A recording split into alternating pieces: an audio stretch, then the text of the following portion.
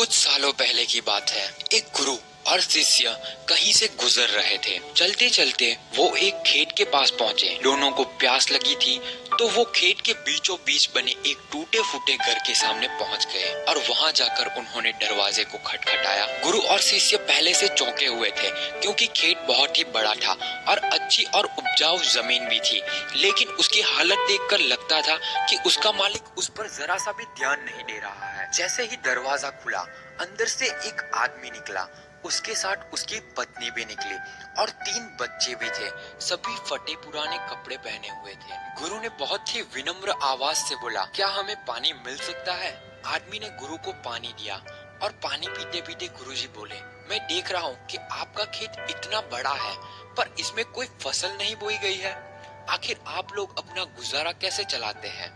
आदमी बोला, हमारे पास एक भैंस है, वो काफी अच्छा दूध देती है। दूध बेचकर कुछ पैसे हमें मिल जाते हैं और बचे हुए दूध का हम सेवन करते हैं और हमारा गुजारा ऐसे ही चलता रहता है। शाम होने आई थी और काफी देर भी हो गई थी।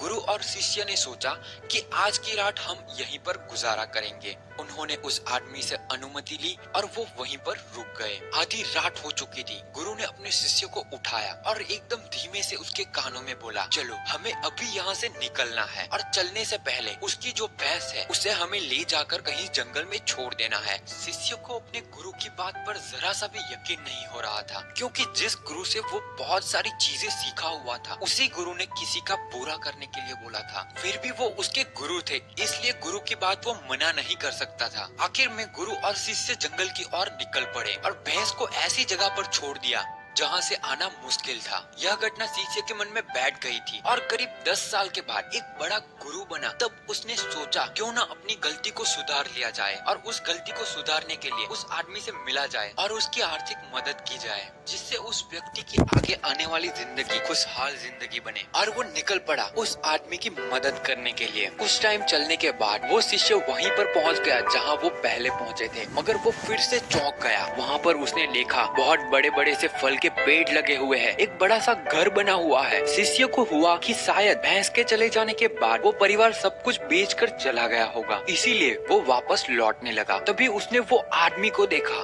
शिष्य बोला, शायद आप मुझे नहीं पहचानते, लेकिन मैं आपको सालों पहले मिला था। उस आदमी ने मायूसी से बोला, हाँ हाँ, कैसे भूल सकता हूँ उस दिन को। आप लोग तो बिना बताए ही चले गए, पर उसी दिन ना जाने क्या हुआ और जो मेरी भैंस थी वो कहीं चली गई और आज तक नहीं लौटी। कुछ दिनों तक तो मुझे समझ ही नहीं आया कि क्या करना चाहिए और मैं क्या कर पाऊंगा, पर जीने के लिए मुझे कुछ ना कुछ तो करना ही था। तो लकड़ियां काट कर बेचने का मैंने काम शुरू किया और उससे कुछ पैसे मैंने इकट्ठा किए और जो भी मेरे पास पैसे थे उससे मैंने अपने खेतों में फसल उगाई। आखिर में मुझे अपनी मेहनत का फल मिला। फसल बहुत ही अच्छी निकली। बेचने पर जो पैसे मिले उससे मैंने फलों के बगीचे लगवा दिए। ये काम बहुत ही अच्छा चल पड़ा और इस समय आसपास के 1000 गांव में सबसे बड़ा फल का व्यापारी मैं हूँ। सचमुच ये सब कुछ ना होता अगर वो भैंस नहीं चली गई होती, क्योंकि उसी के कारण मैं लाचार था और उसी के कारण मैं और कोई काम नहीं करना चाहता था। उसके जाने से मैंने तुरंत नए रास्ते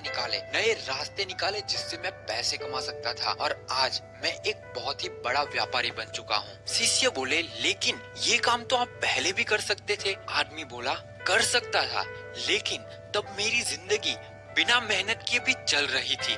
मुझे कभी लगा ही नहीं कि मेरे अंदर भी इतना कुछ करने की क्षमता है, तो कोशिश ही नहीं की मैंने। लेकिन जब मेरी भैंस चली गई तब मुझे एहसास हुआ कि मैं दूसरा भी काम कर सकता हूँ जिससे मैं अच्छा खासा पैसा कमा सकता हूँ और मेरे बच्चे, मेरी पत्नी को और अच्छी भी जिंदगी दे सकता हूँ। इसीलिए मुझे कुछ ना कुछ तो करना ही था और मैंने तब ठान लिया था कि अब मैं जो भी करूँगा पूरी मेहनत के साथ करूंगा, अपने दम पर करूंगा और आज इसीलिए मैं इस मुकाम पर पहुंचा हूँ। मॉरल ऑफ द स्टोरी, सोचिए कहीं आपकी जिंदगी में भी तो कोई ऐसी ही भैंस नहीं जो आपको एक बेहतर जिंदगी जीने से रोक रही हो। उस भैंस ने आपको बांध कर तो नहीं रखा है। अगर आपको लगे कि ऐसा है तो आगे बढ़िए, हिम्मत करिए, अपनी रस्सी को काटिए, आजाद हो जाइए। आपके पास खोने के लिए बहुत ही कम चीजें हैं, पर सोचिए अगर आप सक्सेसफुल हो जाएंगे तो पाने के लिए पूरा जहान है आपके पास। जाइए और उसे पाकर दिखाइए और अपनी जिंदगी को एक सक्सेसफुल जिंदगी बनाइए।